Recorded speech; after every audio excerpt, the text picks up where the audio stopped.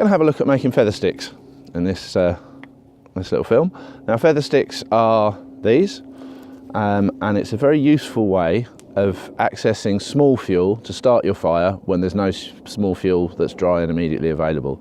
So on a rainy day, if you can find dead seasoned wood, be that standing, be that something that's fallen over, and saw yourself a log out of it, if the bark is intact on the outside, bark is waterproof, it makes sense that if the wood is properly dead and dry, then it won't have got wet from the rain on the inside. So the idea is that we can then split out some splints from that wood, and obviously that'll give us reasonably chunky pieces of wood. We can then carve some shavings on there to help with ignition at the start of the fire. So we want to be able to get nice continuous shavings down the length of the stick. So grain is really important here. We can't have knots or big defects in the grain, or our shavings will fall off where the grain terminates. So we want to try and select the straightest, cleanest piece of wood that we can to saw ourselves a little log from. And this is ash, which tends to be quite straight grained, and is ideal if it's not free. So provided we've got a knife and there's a log around to hit it with, then we can split ourselves some sticks.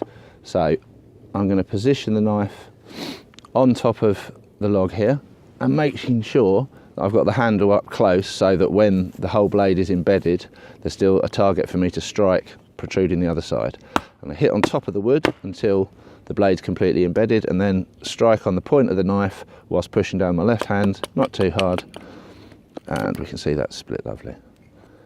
See this here, we can see this little knot, and where the grain dips in here, if you start shavings up here, you're inevitably going to lose them at this point. So obviously that might be one that we'll use after the feather sticks are going, but it's not going to be one for feathers. Looking at this stick, we can see the grain rises up slightly to this end, so I'm just going to trim it a little bit and flatten it off. Now, as with anything when we're using a knife, the main thing that we're always thinking about is keeping the blade away from our arteries, particularly the big arteries, the femoral artery in your thigh.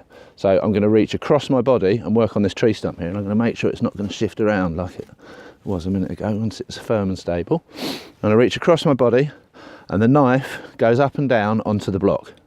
The block is there to stop the knife and also to support the work. I want to keep the work as vertical as possible. I'm just going to get rid of this bit first.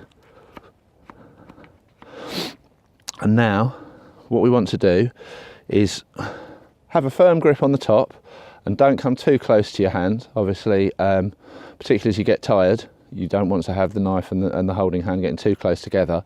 You also don't want to be holding too high up, or you can't support the stick properly. So take a firm grip, but then all of the exposed wood we want to use so that we get a nice long shaving. And we need to find the right angle for the blade on the piece of wood. So if I go in too steeply, it's just going to dig in or create a thick shaving. If I'm too shallow, it won't cut. So we just need to feel, and remember this part of the blade closest to the handle cuts most effectively. We're just going to try and follow a shaving down. We can see there the shaving dropped because there's a little knot there, but hopefully we can get around that. And I'm not using my arm strength, I'm just leaning on the knife because that's more consistent. And if you're pushing with your hand, you tend to have more inconsistent power when you hit defects in the wood, and you tend to cut your own shavings off by accident. So we're just going slowly. And a little tip, I just felt that there, the back of the stick often cuts your hand as it's running up and down. So it's a good idea to just get rid of those sharp edges, because your hand's going to run very close to that stick necessarily to create these shavings. You can see it's just got me there on that little bit of bark, so I'll take that off. Okay. Now we want to make sure that our shavings finish close together. It's easy to get sucked into walking the shavings shorter and shorter up the stick, but that's not what we're after. We want them to all stack up on top of each other, and that gives us the longest possible shavings. And it also puts them in a nice tight bunch so that the flames and the heat can travel from shaving to shaving easily.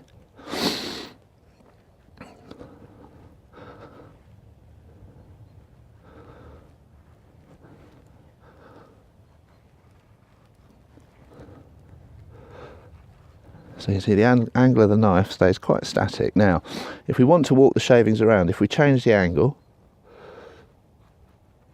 we can curl. So you see that shaving is curling around to that side,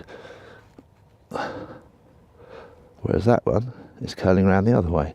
So we can change the angle of the shavings around the stick.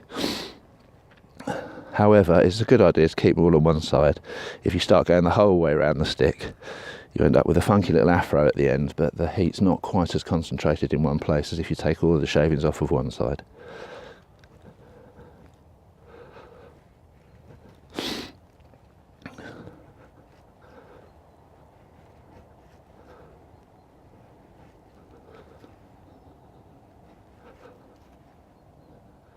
So I keep rotating the stick so I'm working evenly, and I'm also creating a little triangular cross section the whole time, which gives me a high point to try and shave off to give you a nice curve. So if you looked at it from the end, we're trying to keep it looking like a Toblerone, and we're just taking that pointy top off each time for each shaving, and then that leaves us a new point to take with the next knife stroke. Okay. So we've got all of our shavings in a nice tight bundle together, which is the objective. Now, as for actually using them, we've got a couple of split branches on the floor there in a V-shaped prop, and that will allow us to get these stacked up in a way that gives us good height and everything doesn't fall flat as soon as the shavings burn away. Now, because the bundles are quite tight, you kind of need to shuffle them together to get them all in there exactly where we need them. But first things first, we've got to provide ourselves with a flame. So we've got a little bit of birch bark down here.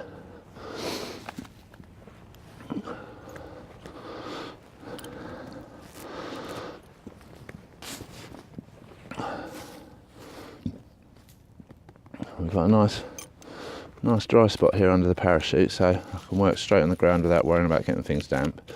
And this birch bark's really fine, so I just want to scuff a little bit up so I can give us a flame to put our feather sticks over. And it's going to try and fold up on itself, so I'm just going to pin it down with the fire steel, try and stop it from doing that.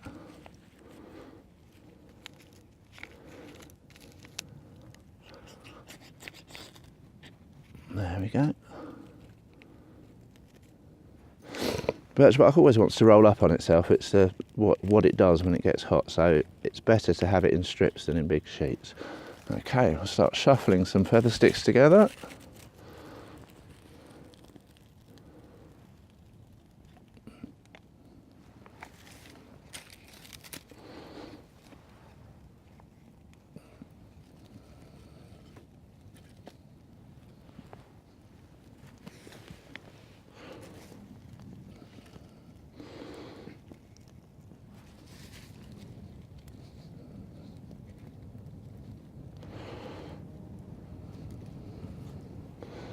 And we've got a lovely hot start to our fire.